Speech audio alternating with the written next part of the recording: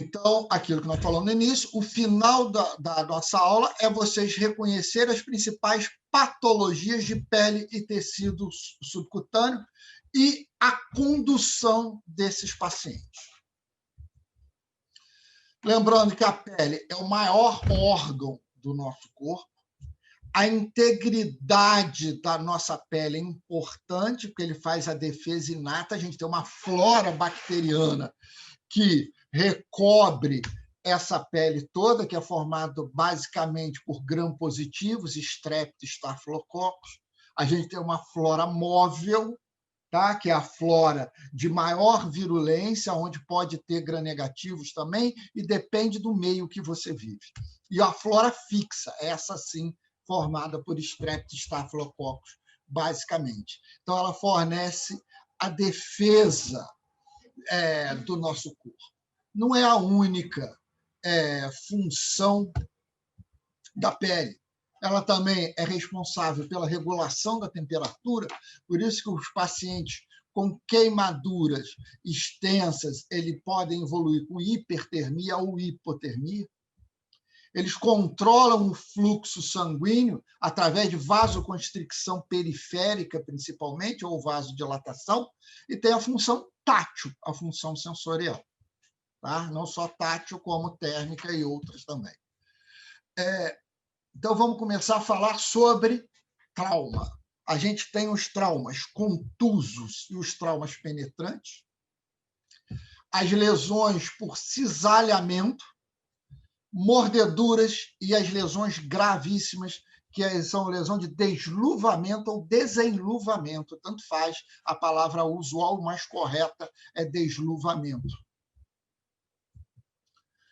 Então, a gente tem dois tipos de trauma que pode ocorrer na nossa pele. A contusão, onde há uma laceração, há um trauma local, com formação, extravasamento de líquido, que pode levar a edema, exudando ou transudando, e a formação de sangue, que pode levar ao hematoma, e principalmente as lesões penetrantes.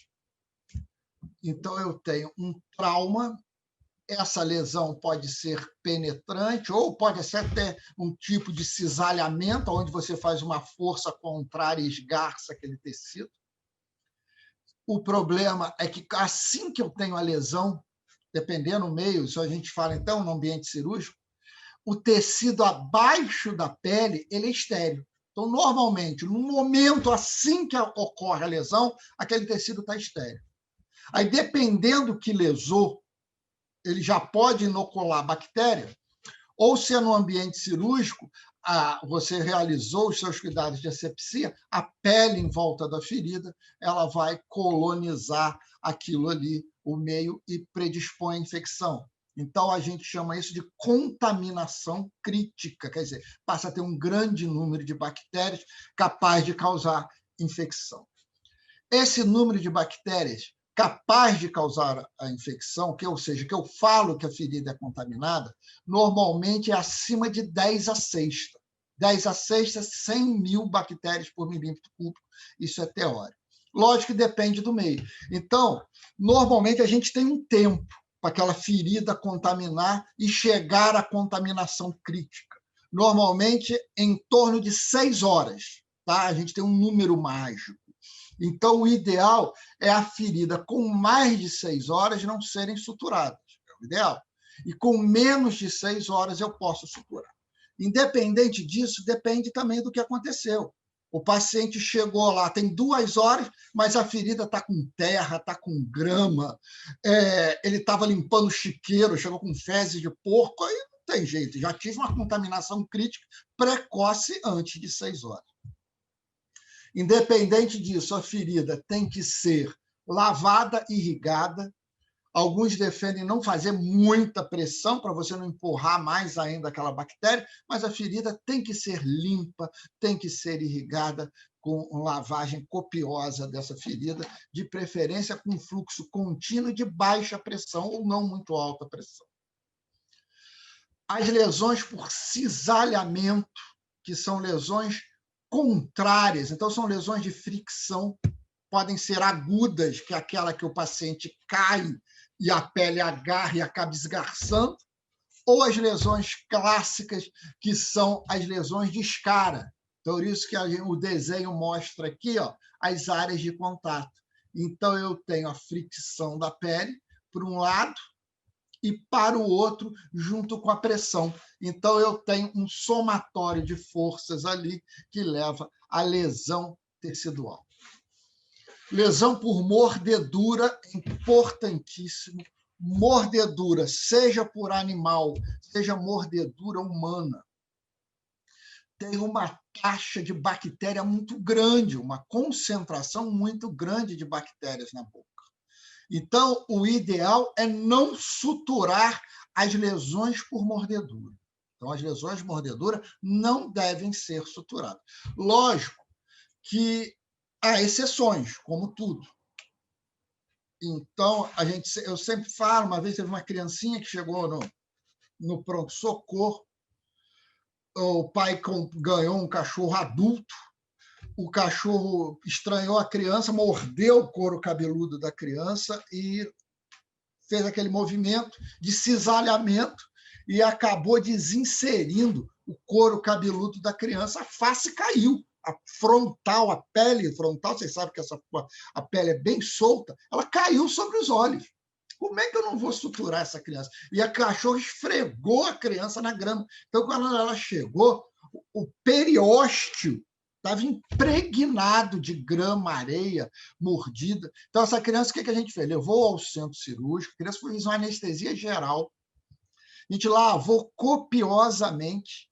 O periósteo da criança estava tão sujo que eu tirei o periósteo, ressequei aquele periósteo que estava exposto, lavamos bem a sutura e suturamos aquela lesão. Pontos separados, e a família tem que ser orientada. A chance de infecção é muito grande. Se fizer infecção, lembra da nossa questão? Abertura ampla da ferida. Então, eu ia ter que abrir aquilo tudo depois. A gente faz. Acaba se fazendo antibiótico também, por causa é uma contaminação grosseira. Você já aprendeu que cirurgia contaminada é indicação de antibiótico profilaxia. Então, a gente faz uma antibiótica durante mais ou menos 48 horas, estente, e não faz mais que isso. As lesões graves que são por desluvamento. Aqui mostra uma lesão gravíssima de membro inferior que conseguiu salvar o membro. Normalmente, o paciente evolui para amputação quando as lesões são graves. Uma área comum de fazer essas lesões de desluvamento é dedo. O paciente está com a aliança prende em algum lugar e puxa, e aquilo tira a pele do dedo toda, às vezes evolui para amputação do segmento. Tá? São lesões complexas, muito graves. Agora, substâncias corrosivas, seja ácidos, seja álcalis, o tratamento inicial é lavagem copiosa dessa ferida.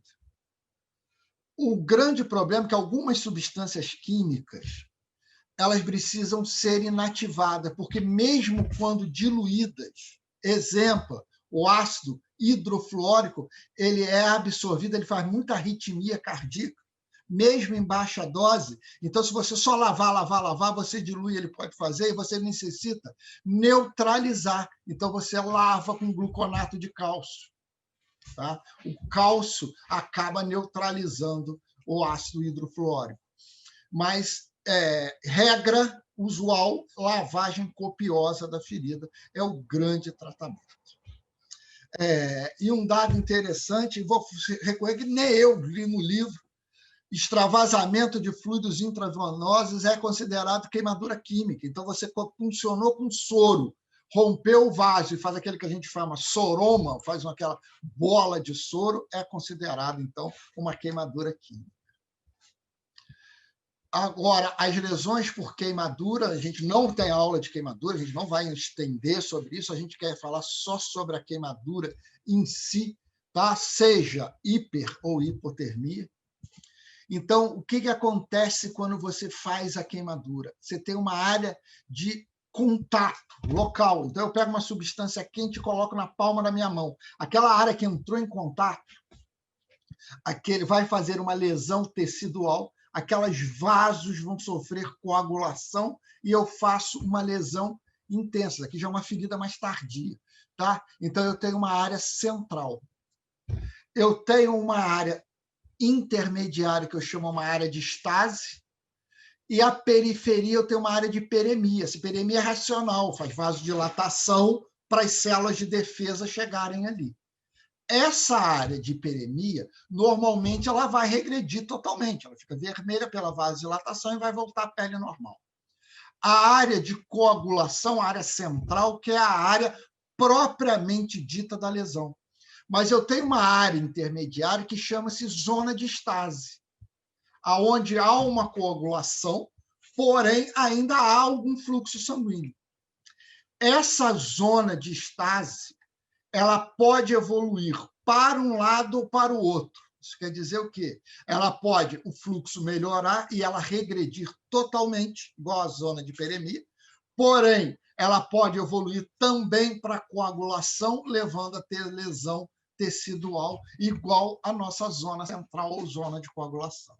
Por isso que uma queimadura, seja para vocês entenderem, é muito importante a porcentagem da área queimada, tanto para hidratação, calcular essa hidratação, quanto para prognóstico do paciente. E a gente sempre coagula. A gente calcula quando o paciente chega e depois de 24, 48 horas para a gente rever essa zona de estase. Então, essa queimadura ela pode aumentar ou pode diminuir. Lesões por radiação, o mais conhecido, o mais comum do nosso meio é a radiação UV, que é dos raios solares. Normalmente, aquela camada de ozônio ela filtra toda o UVC, todos os raios, toda a fração UVC do UV, que é a mais agressiva. Então, essa aqui não chega na Terra, o que chega é o UVA, o UVB, e a principal das duas, que causa lesão tecidual, predispõe à formação de neoplasia, principalmente em pacientes jovens, pacientes de cor branca, é o UVB. Por isso que você estimula a todos os pacientes o uso de filtro solar, principalmente os pacientes com pele de cor mais clara. E agora a gente vai falar sobre as infecções superficiais de pele e subcutânea. Vamos falar das infecções mais comuns. Infecção do folículo piloso, foliculite, furúnculo e carbúnculo, das glândulas sudoríparas, que a gente chama de hidroadenite, e as lesões graves, que são as lesões necrotizantes, que eu botei uma foto até no WhatsApp, que eu atendi esse paciente no sábado. Eu botei até uma foto para vocês. Então, vamos bem curtinho agora. Vamos falar foliculite.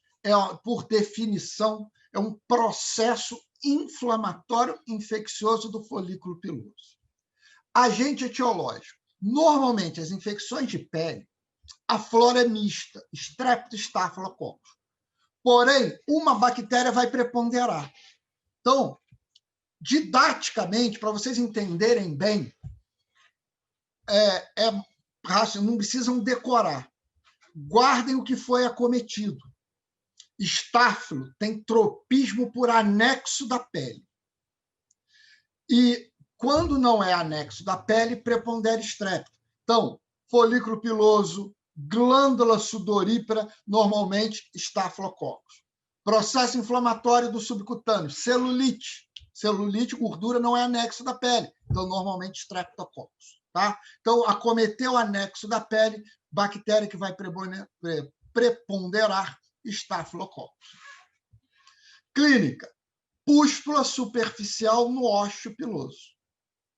Aí lembra, mais uma vez, da nossa questão, infecção local, tratamento é local. Indicação de antibiótico. Primeiro, manifestação sistêmica de uma infecção local. Segundo, você não sabe se o paciente tem manifestação sistêmica. Então, como assim? O paciente imunocomprometido. Exemplo, paciente diabético, paciente idoso, extremos de idade, aonde ele pode ter um processo infeccioso e não fazer febre.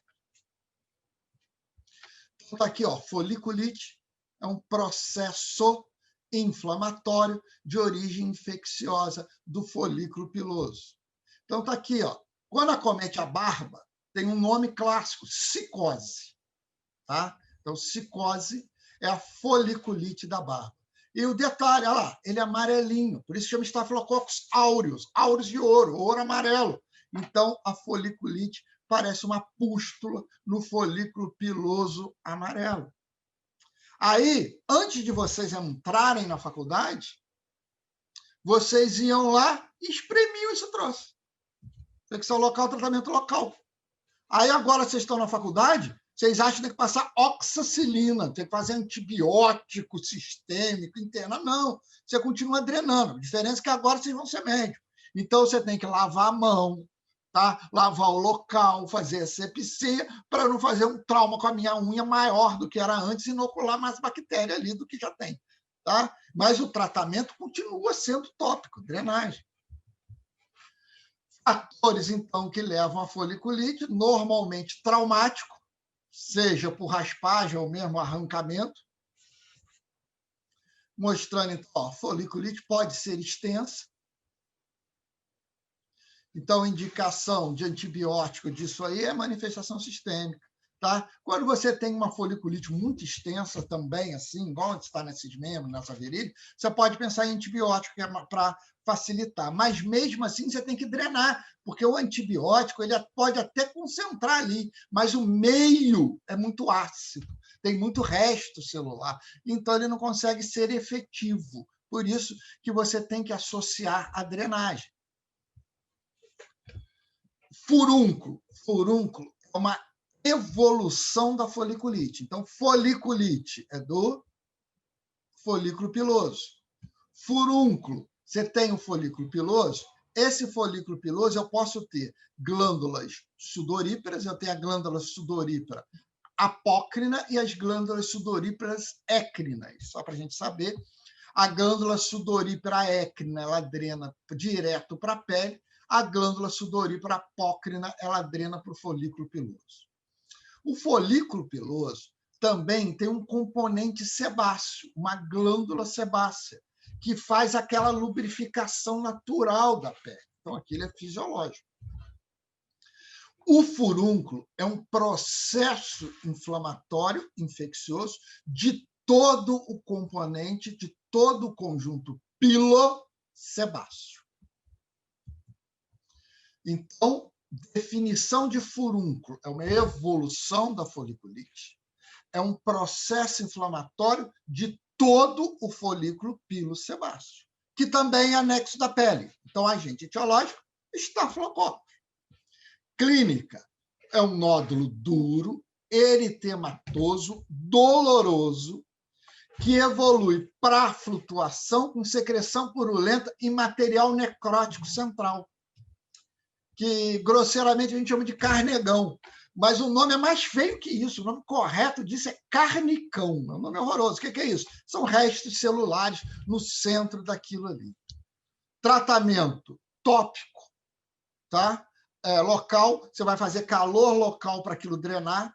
Quando você faz calor local, pode ser que a migração das células consiga conter aquilo, absorver e sumir, ou ela evolui para esse material necrótico para a flutuação central, e o tratamento é drenagem. Você tem que drenar aquilo ali.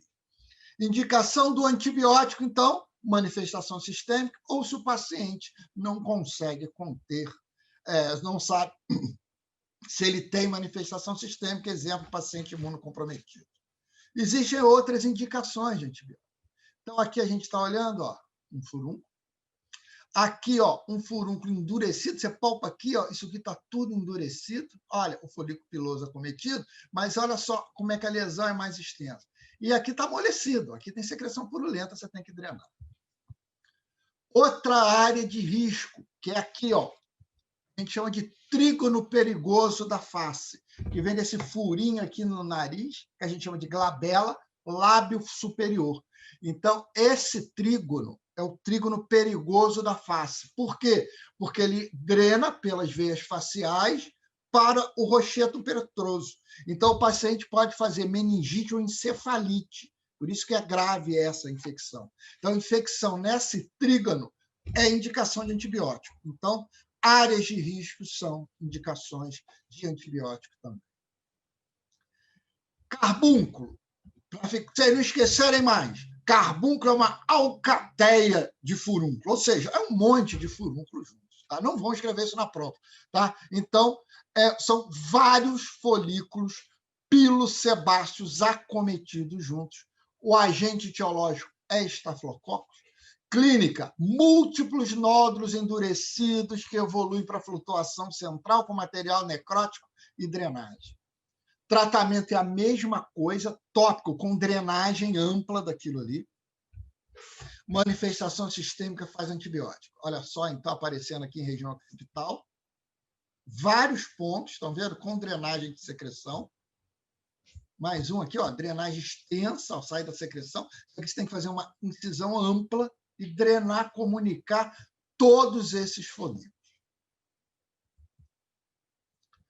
Finalmente, a hidroadenite supurativa. Mais uma vez, a gente tem dois tipos de glândulas, as glândulas écrinas, que sudorípara écrina, que drena para a pele, e a glândula sudorípara apócrina, que drena para um pelo. Local muito comum da hidroadenite supurativa é região axilar, principalmente pessoas que usam aquele desodorante do tipo antitranspirante. Por que ele chama antitranspirante? Porque ele vai ali e oclui aquele orifício. Se ele oclui aquele orifício, o suor continua sendo produzido, mas ele não é eliminado pelo ósseo. Então, ele acumula nesses canalículos. Esse canalículo pode dilatar, cair uma bactéria da pele ali e causar infecção. Então, definição, é um processo inflamatório de origem infecciosa das glândulas sudoríparas apócrinas. Agente etiológico, estafilococcus. Clínica, sinal flogístico já com flutuação precoce, porque acumulou em suor, que é líquido. Tratamento, você tem que drenar, drena-se e suspende os desodorantes antitranspirantes, pelo menos por algum tempo desses pacientes. Estou mostrando aqui, ó, dilatado. Podem ser múltiplos e tem uma característica. Por que você suspende? Porque eles podem cronificar e fazer vários pontos fistulosos. E o tratamento é cirúrgico, eu tenho que operar e tenho que retirar em bloco isso aqui. Imagina a extensão disso aqui. Tá? Então, o grande problema, por isso você tem que orientar bem seu paciente a suspender até desaparecer totalmente o processo inflamatório da região axilar. Se ele ficar perpetuando, ele não pode usar mais desodorante antitranspirante. Existe uma variação mais grave da hidroadenite supurativa, que ela não é induzida. Ela é uma doença autoimune, causando destruição de todas as glândulas sudoríparas apócrinas. Isso tem um nome, chama de um epônimo, tá? Chama-se hidroadenite supurativa idiopática ou doença de Verneuil. Então, aonde eu tenho glândulas sudoríparas apócrinas? Então, axila, região occipital, região periaureolar e região perineal, principalmente. Então, eu tenho muito em região perineal. Então, olha só, causa uma destruição lenta e progressiva. O interessante é que acomete muito paciente psiquiátrico. De todos que eu vi, não tem uma relação, não. Provavelmente tem relação com a doença autoimune, algum comprometimento psiquiátrico. Mas eu vi pouquíssimos doentes que não tinham, pelo menos a curto prazo, doença psiquiátrica. Então, olha só, ele acomete e causa essa destruição. É uma doença mutilante. O tratamento é ressecção em bloco da lesão. E é uma doença com uma taxa de recidiva muito grande, porque a gente tem muita glândula apócrina no corpo todo, tá? Principalmente nessas áreas. Então, aquilo pode recidivar bastante. Mas o tratamento é a ressecção em bloco dessa área. Agora sim, nós vamos chegar nas infecções graves. Então, uma coisa que vocês têm que carregar para o resto da vida. Essa palavra, necrotizante. Necrose é divisor de águas. Aonde eu tiver necrose, é um meio inóspito, é um tecido morto, é um tecido sem vascularização. Nada sobrevive na necrose. Bactéria que vive na necrose tem que ter alta virulência. Ou elas são anaeróbios facultativos, exemplo, que normalmente são os gram-negativos, Escherichia, Klebsiella e Proteus, ou o mais temido, que é o anaeróbio restrito, que pode ser Clostridium, Bacteroides, que é abundante no colo. Então, eu tenho que tomar cuidado com isso. Primeira patologia que causa infecção necrosante de partes moles. A gente chama de gangrena gasosa, que é uma miosite gangrenosa. É uma lesão mais profunda, grave. Pode ocorrer após injeção. Então, não é feita a asepsia correta da pele, a antissepsia da pele, mais correto falar. E, na hora que você faz a injeção, você inocula a bactéria na profundidade. O agente etiológico é o Clostridium, é o mais comum. Clostridium é uma bactéria que vive no solo, normalmente. Aquela bactéria é um anaeróbio e produtor de gás. Então, uma característica é que a ferida evolui rapidamente para necrose com formação de gás. Ela crepita. Você palpa ela, parece que você está apertando um monte de bolinha de gás. Igual aquele plástico que tem bolinha de gás que vinha antigamente em volta da geladeira. Você aperta aquilo lá, ele fica fazendo barulho, ele protege vidro, essas coisas. Tá? Então, aquilo lembra a favor. A bactéria é muito agressiva, então é infecção grave. E evolui rapidamente para necrose. Necrose por quê? Porque ele faz microembolização séptica. As bactérias vão lá e vão obstruindo a microcirculação, os capilares, as arteríolas, e vão fazendo isquemia e necrose. Se faz necrose, eu só tenho um tratamento efetivo, que é desbridamento, ou seja, retirar aquilo ali, associado à antibiótico terapia. A gente não vai falar sobre antibióticos, ainda não tiveram isso em farmaco. Então, quando vocês estiverem em farmaco, vocês vão aprender quais são os antibióticos. Mas, normalmente, são antibióticos de largo espectro, porque eu tenho associado ao Clostridium, pode aparecer gram-negativos também. Então, você acaba associando antibióticos. Outra patologia, a fasciite necrotizante. É uma infecção profunda que acomete a face. Normalmente, você tem uma porta de entrada, é mais comum em pacientes imunossuprimidos. Você tem uma porta de entrada, aquela bactéria inoculada por ali e atinge a face. E faz uma necrose profunda. Detalhe, a pele fica praticamente íntegra. Como toda infecção da pele, o agente etiológico inicial é a bactéria da própria pele, Streptococcus.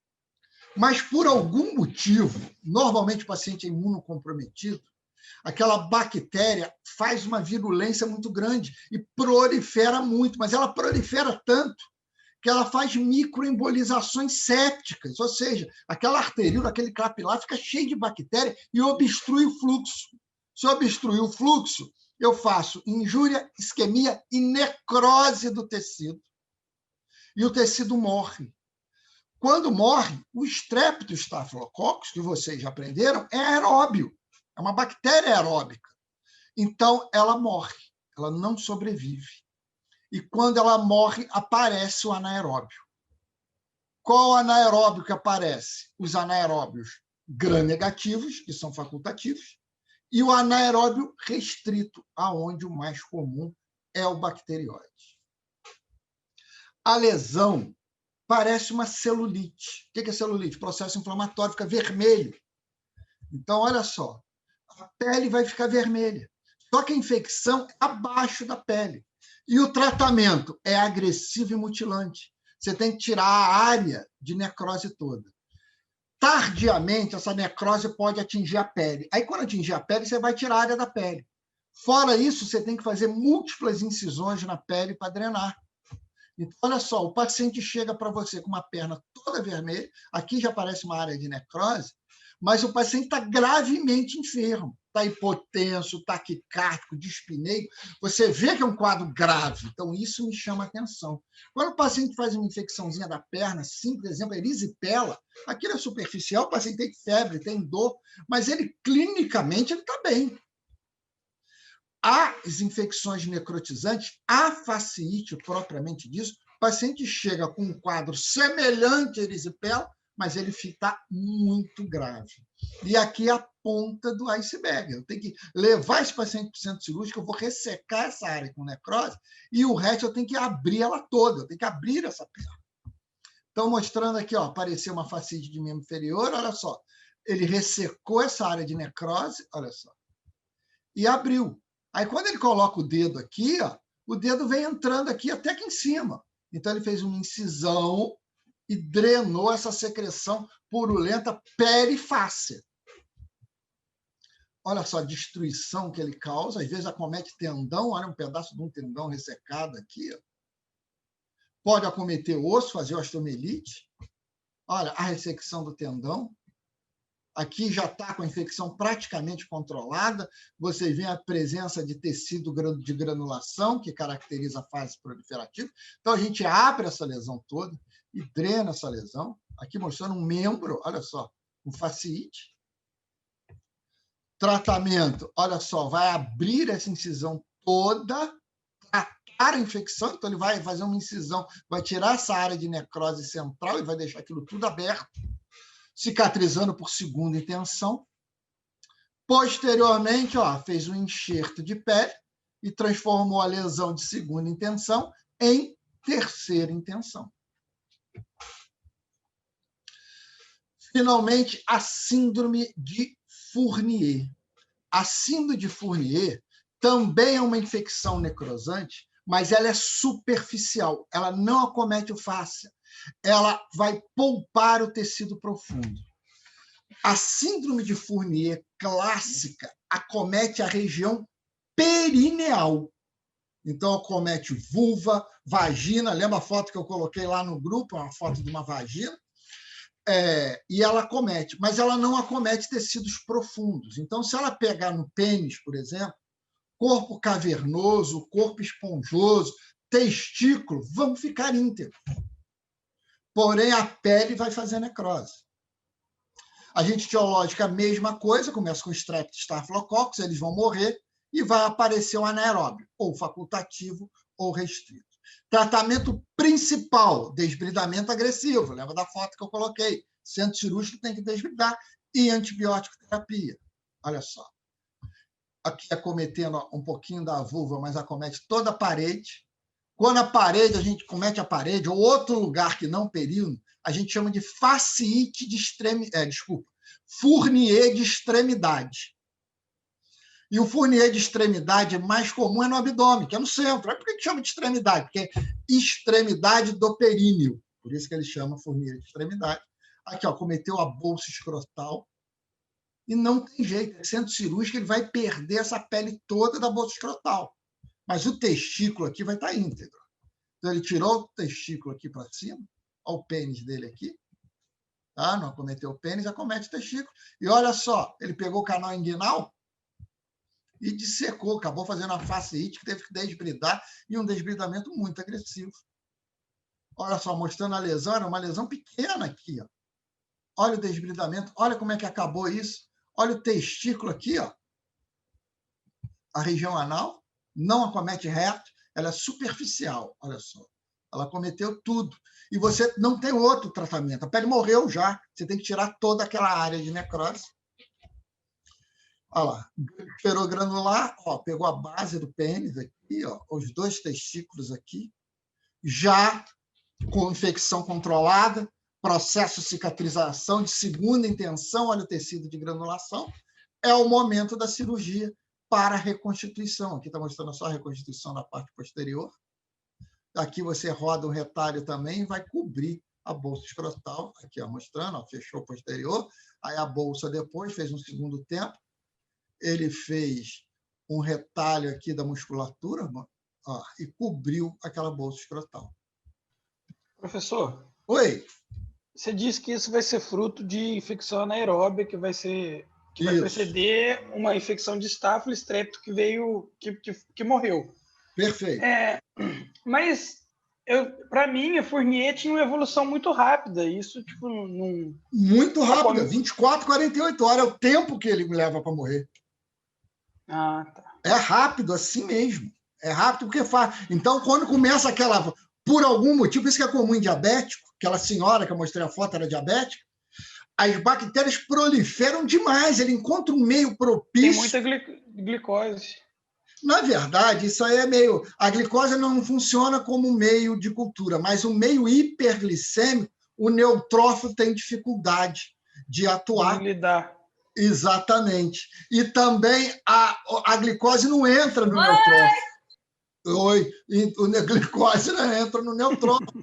Então, o neutrófilo tem dificuldade de ativação de fazer suas funções também.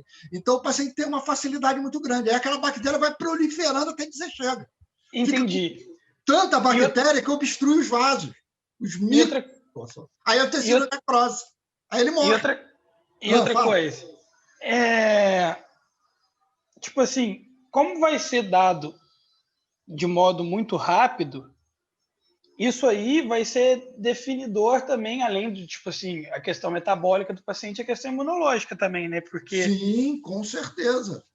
E por isso que Porque, tipo assim, se for para você pegar, em tese, é uma infecção complicada de Staphylococcus strepto que vai evoluir a esse ponto. Tipo... Perfeito, perfeito. E o paciente fica séptico muito rápido. E se você não pensar, passa desapercebido. Olha a foto que eu mostrei lá. É igual meningite. Exatamente. Olha a foto que eu coloquei lá. Parece uma lesãozinha na vulva. Sim, era pequenininho. Se você não tivesse intervindo, exatamente, já estava muito maior, né? Você viu, na hora que eu retirei, o pedaço que eu tirei tudo. Porque na hora que eu tirei aquilo, você olha por baixo, está tudo necrosado já. A necrose que não atingiu a pele, ela vai atingir um pouquinho mais tardio. Então, eu operei ela sábado de madrugada, 10 à meia-noite, mais ou menos. Se eu deixo, não faço isso, no domingo estava maior, na segunda já estava tudo necrosado. É muito rápido. Finalmente, as lesões por pressão, são as lesões basicamente por cisalhamento. É o paciente que fica acamado muito tempo. Então, as extremidades, região occipital, cóccix, região escapular, calcâneo. Então, ele comprime a microcirculação, mais a pressão da cama, o contrário, faz isquemia e faz necrose. Fez isquemia e necrose, não tem jeito, você tem que retirar o tecido que está doente. O principal tratamento é o desbridamento. Tá? Então, uma lesão de 1 hora já produz trombose venosa. Quanto mais pesado for o paciente, maior essa pressão. Eu preciso de uma pressão superior a 60 milímetros de mercúrio por 1 hora. Então, o paciente, por exemplo, paraplégico, ele não tem sensibilidade. Então, ele tem que estar orientado, que ele tem que ficar mudando. O paciente está no CTI, no tubo, ele está sedado, ou ele tem um coma profundo. O paciente não tem sensibilidade nenhuma, ele fica parado ali. Então, ele faz uma área de isquemia, de injúria, que posteriormente evolui para necrose. E não tem jeito, o tratamento é desbridamento. Você tem que retirar essa área de necrose toda.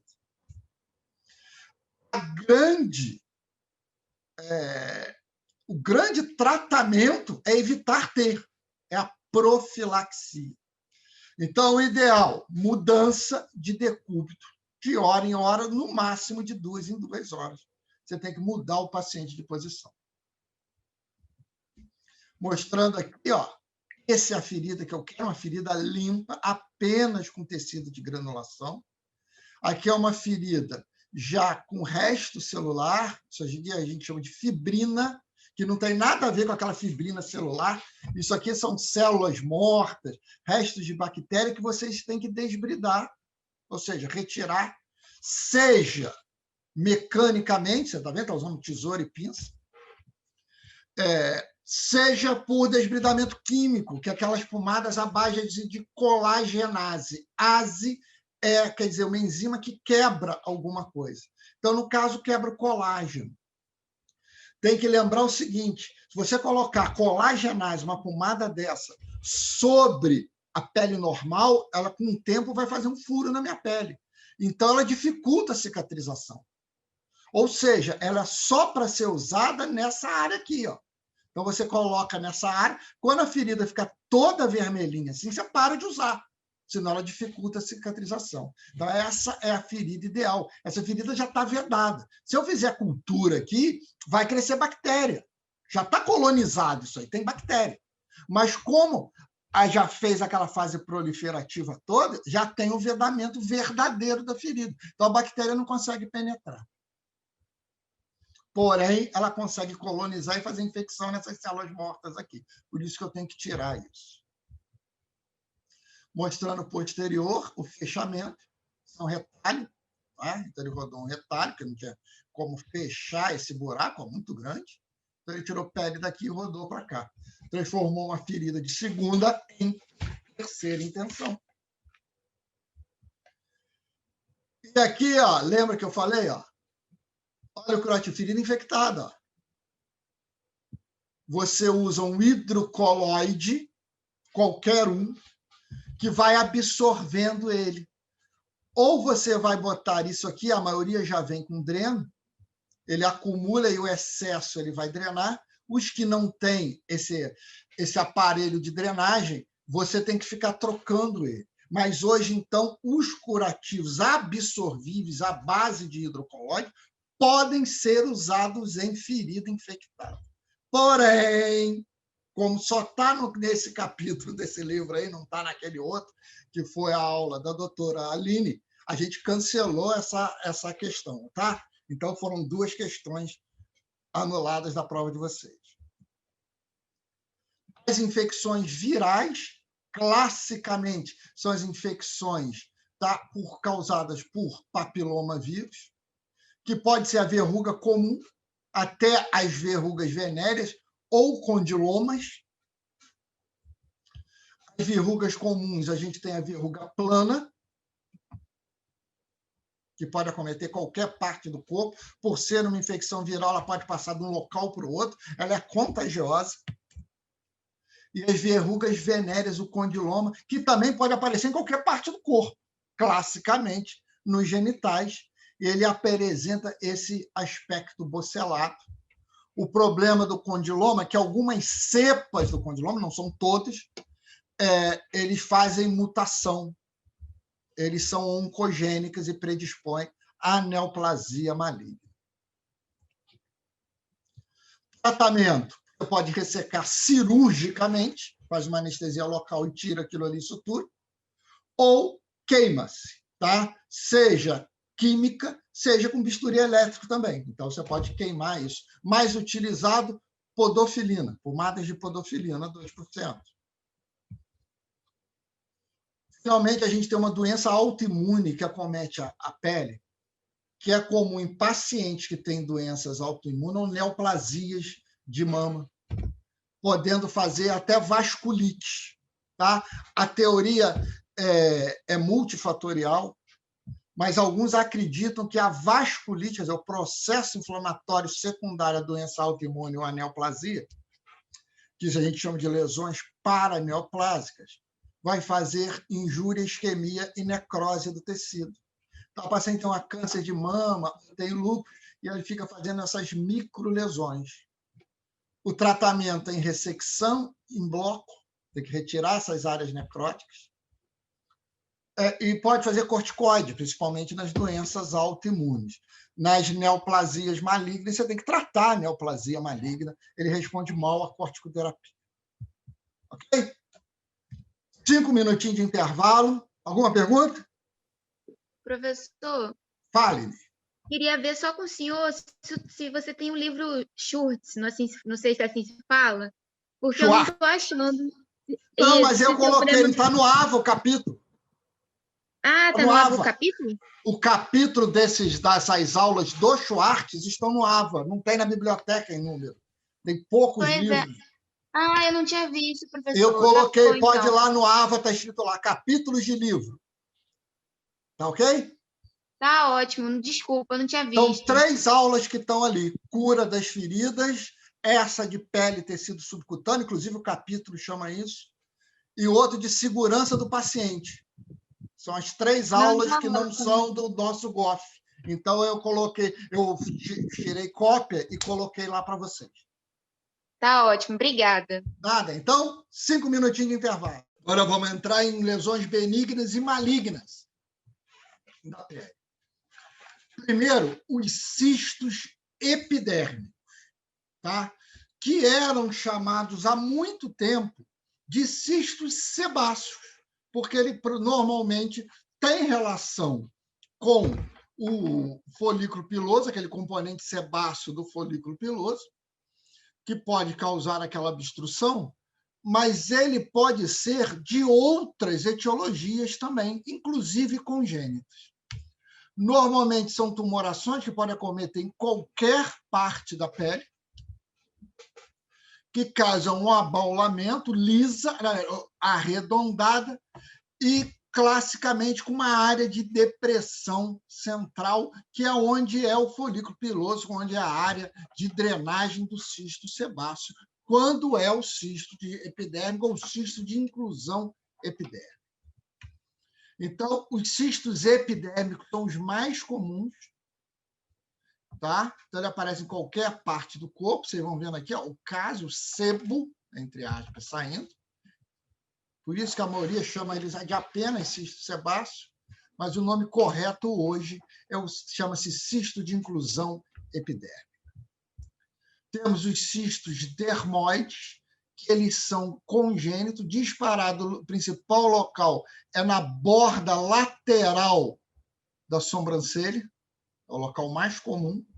O tratamento também é ressecção cirúrgica. E os cistos de couro cabeludo, também chamado de cisto tricolemal, é mais comum em mulheres, tá? E acomete o couro cabeludo classicamente. Isso se chama cisto tricolemal. Disparado, o cisto sebáceo ou cisto de inclusão epidérmica é o mais comum, seguido dos cistos de couro cabeludo, que são os cistos tricolemais. E podem ser múltiplos, tá? De couro cabeludo podem ser múltiplos. A ressecção, vocês vão fazer isso quando vocês estiverem no internato, vocês vão aprender isso aqui com anestesia local. Ó, então, você faz a anestesia local, faz uma incisãozinha elíptica, porque você tem que tirar o centro, e normalmente você faz a ressecção total do cisto com sutura. Um outro aspecto que pode ser feito, mas tem alta taxa de recidiva, é você abrir e curetar a base dele, arrancando a cápsula dele. Mas a melhor técnica, a técnica mais utilizada, é a ressecção em bloco de toda a lesão. Professor, Oi? a anestesia vai tipo, se ligar aos receptores lá e vai Isso. fazer com que esses receptores parem de transmitir o sinal. É só isso que vai fazer? Só isso. Anestesia local, local com anestésico de absorção rápida, normalmente lidocaína, tá? Você tem que só tomar cuidado você tem que tomar 2 cuidados. Vocês vão aprender lá no internato. 2 cuidados. Primeiro, não ultrapassar a dose tóxica, tá? Segundo, não fazer intravascular. O problema de fazer intravascular, o paciente pode ter arritmia cardíaca. A lidocaína ela trata e causa arritmia cardíaca.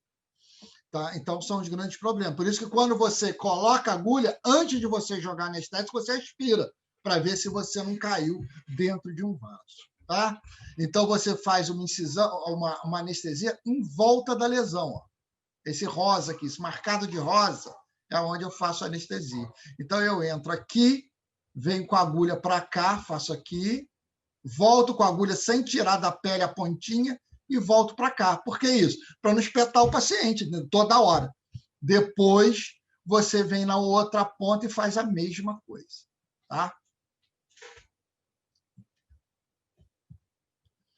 Uma da complicação desses cistos epidérmicos, de todos eles, é a infecção secundária.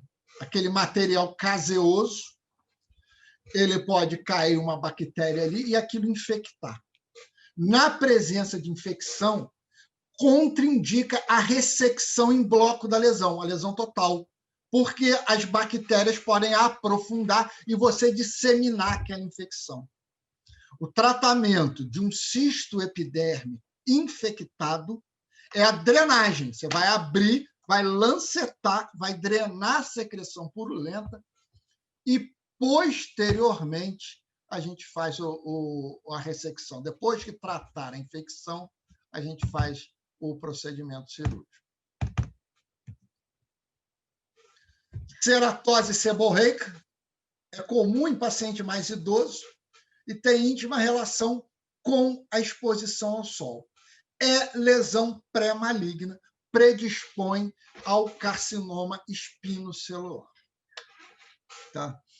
Eles podem ser verrucosos, eles podem ser pigmentados, então eles podem assumir vários aspectos. Esses dois, principalmente esse aqui inferior, é o aspecto clássico da ceratose seborreica. E elas são espessados e rugosos, por isso que tem esse nome de ceratose. Mais uma vez, o tratamento principal é a prevenção, utilização de protetor solar. O tratamento ou é ressecção cirúrgica da lesão, é o principal tratamento, você vai ali e resseca a lesão, mas eu posso fazer outros tipos de tratamento. Cauterização, ressecção local, eletrocoagulação, crioterapia. Como eles são lesões pré-malignas, quando você cauteriza ou só queima, seja química, seja outra, você acaba não fazendo biópsia, você só queima. Então, o ideal é você fazer as biópsias excisionais. O que é uma biópsia excisional? Eu tiro a lesão toda. Biópsia incisional. Eu tiro só um pedacinho, normalmente para dar o diagnóstico. Então, biópsia excisional, para ficar fácil guardar, ex-lesão. Vocês vão tirar tudo. Biópsia incisional, eu tiro um pedacinho para análise histopatológica. Normalmente, são lesões extensas que você quer dar o diagnóstico. Nevo. Os nevos melanócidos, eles são adquiridos, eu tenho nevo adquirido, nevo congênito. Também tem relação com radiação solar. Você classifica ele como juncional, composto ou dérmico. Nevo é uma lesão pré-maligna. Tá? É uma lesão pré-maligna.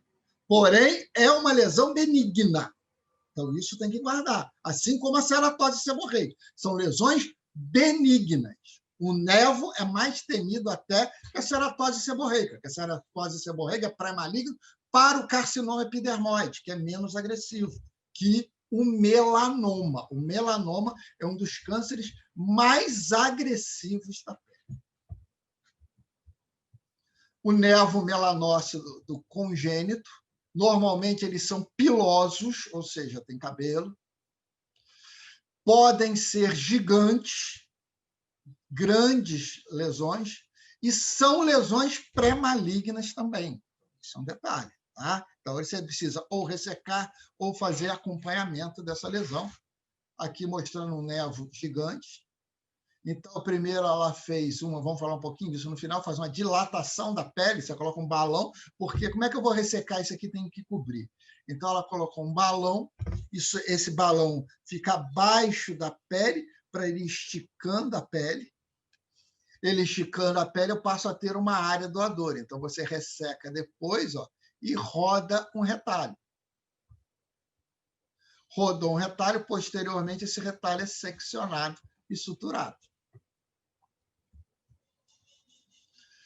O problema do nevo, ele mostra para você quando ele vai evoluir para a malignidade. E ele passa a ter algumas características. Ele muda seu aspecto.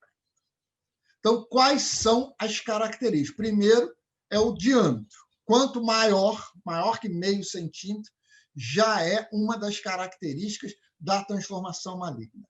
Outras características, ele muda a pigmentação. muda a pigmentação. E a borda da lesão passa a ficar irregular e não nítida, tá? E ela fica assimétrica. Você vê que a maioria dos nervos elas são redondinhos. Então, ela começa a mudar a coloração e ela começa a mudar, as bordas passam a ser nítidas. O nervo displásico ou atípico ainda é lesão pré-maligna, tá? É uma lesão benigna. Porém, já é o último passo como precursor do melanoma maligno. Melanoma maligno é redundância. Hemangioma, normalmente congênito, são lesões vasculares com uma característica interessante, ele involui, tá? Ele involui com o tempo. Por isso que a indicação não é cirúrgica. A indicação é cirúrgica quando ele é muito volumoso, ou ele oclui toda a visão, o paciente não enxerga, ou ele oclui o sistema respiratório, o paciente não consegue respirar. Tá? Então, essas são as indicações de tratar na infância. Como eu tenho uma alteração ali de fluxo sanguíneo, eu posso levar a depósitos ali crônicos de plaqueta, o paciente fazer trombocitopenia, e também pode fazer um fluxo cardíaco muito grande, levando a sobrecarga cardíaca e fazendo insuficiência cardíaca posterior por fadiga desse coração. Então, essas são as indicações da cirurgia. Estou mostrando, a criancinha nasce com ele. Tratamento inicial expectante. Eles podem desaparecer ou podem diminuir, mas podem manter também. Mas a conduta inicial é expectante. Lipoma é um tumor benigno muito comum. Então, o que é? Que é bem característico, é uma bolinha de gordura.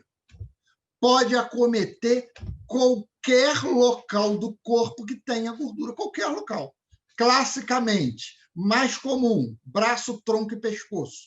Mas pode acometer qualquer parte do corpo onde eu tenho gordura, inclusive no tubo gastrointestinal, elevando a mucosa, lacerando a mucosa, e é uma das causas de hemorragia digestiva de Delgado, ou mesmo de estômago. Tem um crescimento lento e progressivo. Alguns podem até evoluir, mas não é comum. Comum é o crescimento lento e progressivo. Tá? Mostrando vários lipomas. Os lipomas muito grandes, acima de 5 centímetros, tá? Eu tenho que observar melhor e normalmente ressecar, porque existe uma variação do lipoma, que é o lipossarcoma. E o lipossarcoma é maligno. O lipossarcoma normalmente é maior e a consistência é endurecida e pode ser irregular. Então, isso é uma das diferenciações. Mostrando aqui, uma bola de gordura. Tá? Então, é um crescimento anormal desses adipócitos. Eles normalmente, como eles crescem longo, eles são envolvidos por uma cápsula. Então, você consegue tirar ele redondinho, tira uma bolinha redondinha. Eventualmente, o organismo não consegue formar, então você tira aquela gordura de meio disforme. E tem uma taxa de recidiva maior, porque às vezes ele fragmenta e você não consegue tirar toda a lesão.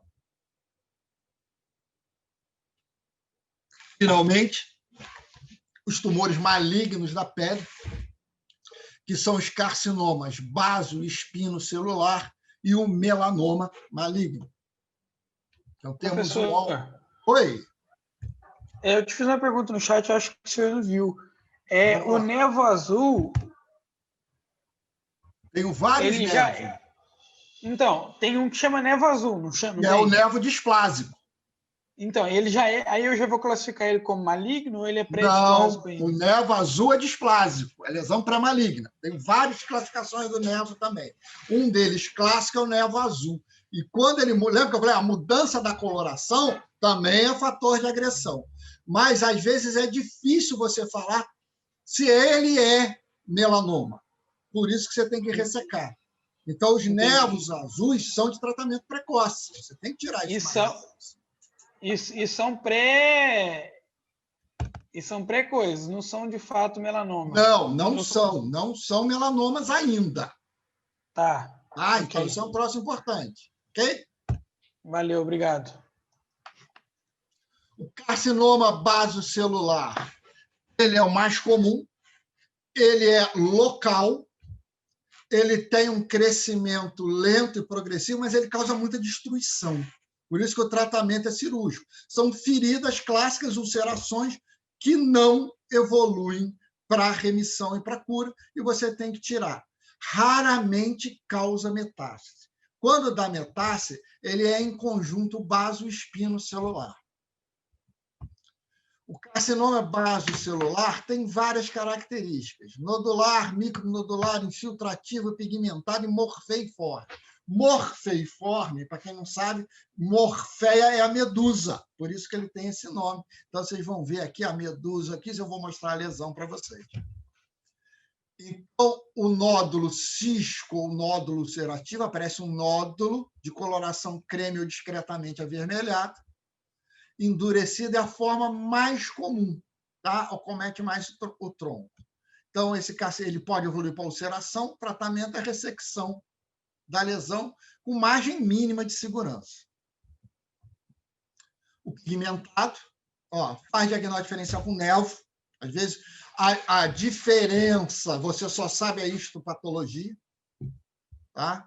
A diferença assim, macroscópica, a borda, apesar de ter mudança de coloração, as bordas são bem nítidas. Tá? Então, isso faz um pouco de diferenciação com um névoa displásico. O basocelular morfeiforme, a cabeça da medusa aqui, as cobrinhas aqui. Tá? Então, eles fazem muita telangiectasia em volta dessa lesão. Normalmente, ele é plano. E essa neovascularização caracteriza a agressividade da lesão. Ele pode não dar metástase igual aos outros basocelulares, mas ele faz uma ulceração central bem precoce e ele cresce muito rápido, então ele faz grandes lesões. Por isso você tem que tratar isso aí o mais precoce possível. O carcinoma espinocelular, tá? Origens dos queratinócitos. O basocelular é lá na membrana basal. Ele é menos comum que o basocelular, mas ele metastatiza. Existe uma lesão superficial chamada doença de Bowen, que pode acometer em qualquer parte do corpo, e a gente vai dar atenção especial neles quando vocês estiverem no 8º período, a gente vai falar de doença perianal.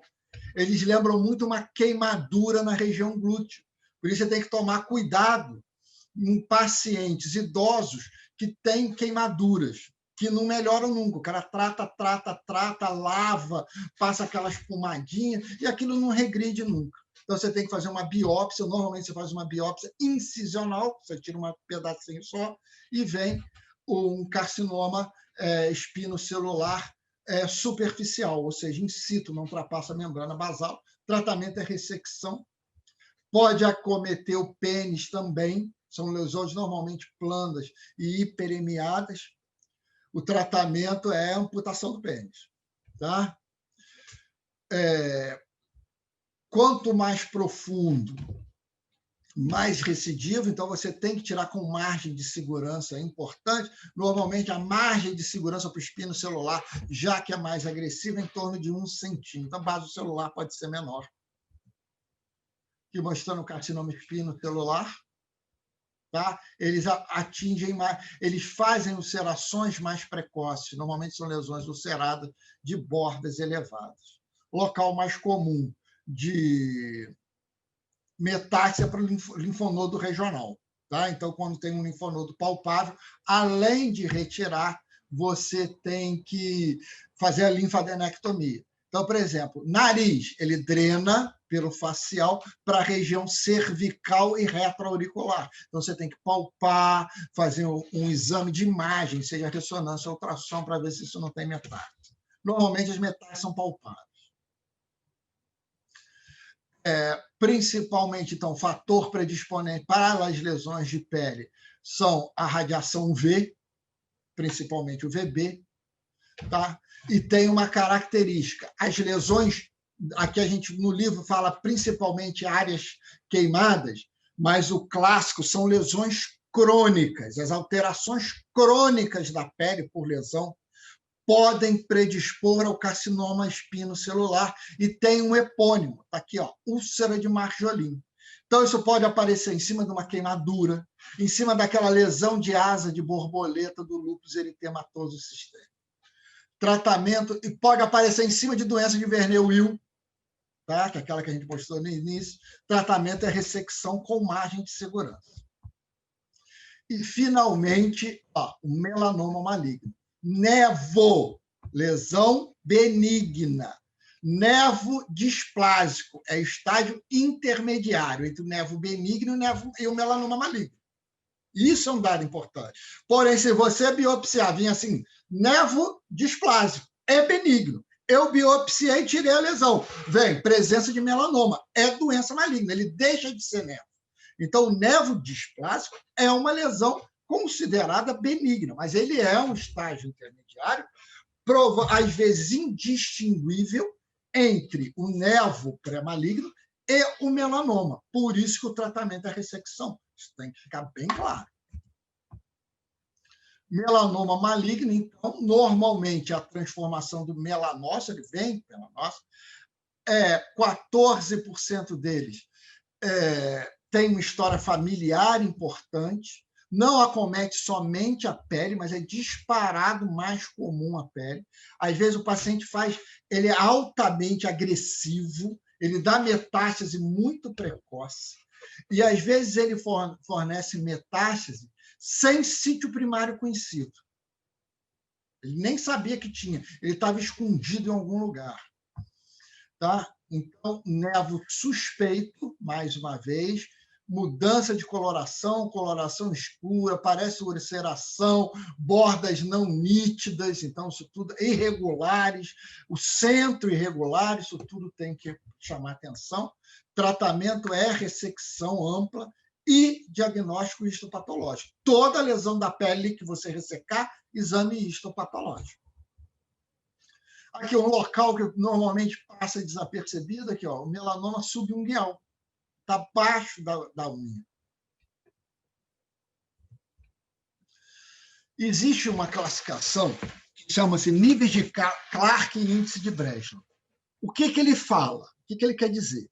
Quanto mais profunda a lesão, maior a probabilidade de pior o prognóstico. Ou seja, ele faz fazer mais metástase.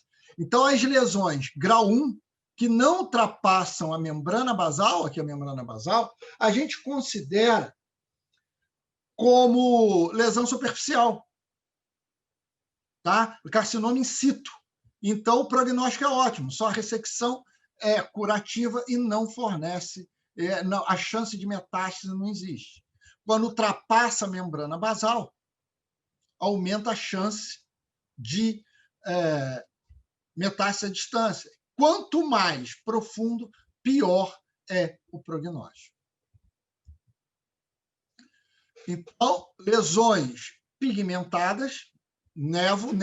Eu posso acompanhar, vocês vão ver paciente que tem nevo disseminado, tem nevo no corpo todo. Como é que você vai arrancar aquilo tudo? Então, ou você vai tirando aquilo aos poucos, anos tirando aquilo, você vai ficar com um monte de pequenas cicatrizes, ou você acompanha e vai tirando os nervos displásicos. Displásico você tem que tirar. Como é que ele é displásico? Ele muda o aspecto. O displásico é uma lesão benigna que se transforma em melanoma maligno. Lembra da classificação? Então, quanto mais profundo, maior é a agressividade e a chance de metástase. Então, as lesões com profundidade de 1 milímetro. Vamos voltar aqui. Desculpa. Profundidade de 1 milímetro. Tá? Então, ele raramente ultrapassa a membrana basal, sobrevive em 10 anos, muito próximo dos 100%. Olha a sobrevida, como é que diminui à medida que ela aprofunda. As lesões maiores, de entre 2 e 4 milímetros, lesões, a ressecção com 2 centímetros de margem, lesões maiores com 4 milímetros, lesões com 3 centímetros. Lembrando que os que têm linfonodo, LAD, quer dizer linfadenopatia presente, ou metástase para linfonodo, além da ressecção com margem ampliada, eu tenho que fazer a linfadenectomia nesses pacientes. Tenho que ressecar, aquilo que a gente falou, profundo, até fáceis, sempre histopatológico, sempre exame histopatológico. Terminando nossa aula já, temos alguns outros tumores, o carcinoma de Merkel, que é um carcinoma mais raro. Antigamente fazia diagnóstico com espino, com base celular, acreditava que era uma diferença, que era uma evolução do espino celular. Hoje sabe-se que faz parte de doenças neuroendócrinas, tá? Que acometem a pele também, mas são tumores raros e são tumores agressivos. Sarcoma de Kaposi, ele voltou, é comum nos pacientes com imunodeficiência, então ele era muito raro antes, depois do aparecimento da doença do HIV, torna-se mais comum, inclusive é um dos diagnósticos, às vezes você faz o diagnóstico do HIV depois que o paciente faz um sarcoma de Kaposi. São lesões normalmente arredondadas, elevadas e algo acastanhadas ou enegrecidas. Doença de Paget extramamária, então a doença de Paget da mama é um eczema, é o local mais comum, parece como uma lesão eczematoide da mama, mas é uma neoplasia maligna. Pode acometer outras partes, onde o mais comum é a região perianal. Também faz diagnóstico diferencial com a doença de Bowen e com assadura crônica. As lesões malignas agressivas são angiosarcoma, dermatofibrosarcoma e o liposarcoma. Normalmente são lesões de crescimento, são indolores, são lesões de crescimento muito rápido, crescimento irregular e sempre endurecidos. Eles são algo endurecidos. Tá? Então, o liposarcoma, normalmente eu penso nele em lipomas maiores que 5 centímetros, endurecidos e irregulares. Finalmente, o que a gente tem de mais novo falando de infecções de partes moles? O primeiro, a gente já mostrou até a foto daquela menina com o nevo congênito. Então, é isso aqui ó, que ela colocou. São expansores da pele, você coloca isso abaixo da pele, tem um balonete. E a pessoa mesmo você vai orientando, todo dia ela vai lá dar uma bombadinha, o ar é insuflado para aquilo ali, e aquela pele vai distendendo, distendendo, distendendo, a fim que eu tenha uma área doadora extensa.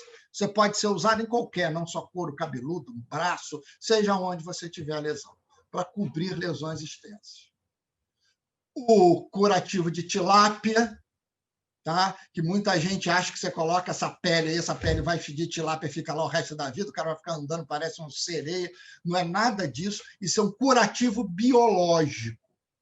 Como ele é rico em proteína, ele vai vedar aquela ferida, tá? E vai ficar, ele absorve, é um curativo absorver, que absorve aqueles líquidos, você vai deixando aquilo ali e ele vai ficando ali por bastante tempo. Você esteriliza essa pele, normalmente com óxido de etileno, e coloca sobre a ferida e faz um curativo biológico. Finalmente, o mais novo que a gente tem é a cultura de pele, cultura de colágeno. Então, o paciente faz uma cultura, pega a pele do próprio paciente, você faz uma cultura daquele tecido para a realização de retalhos ou mesmo curativos biológicos. Então, você cobre aquela ferida com tecido do próprio paciente, isso é o que a gente tem de mais novo em relação à pele e tecido subcutâneo. Então, espero que tenham gostado. A referência, então, é o Schwartz. Está no AVA esse capítulo do Schwartz para vocês, tá? Dos 3 aulas que não tem, que são desse capítulo desse livro. Ok? Então, aqui está a referência, está o nosso Schwartz aqui. É o capítulo 16, espero que vocês tenham gostado.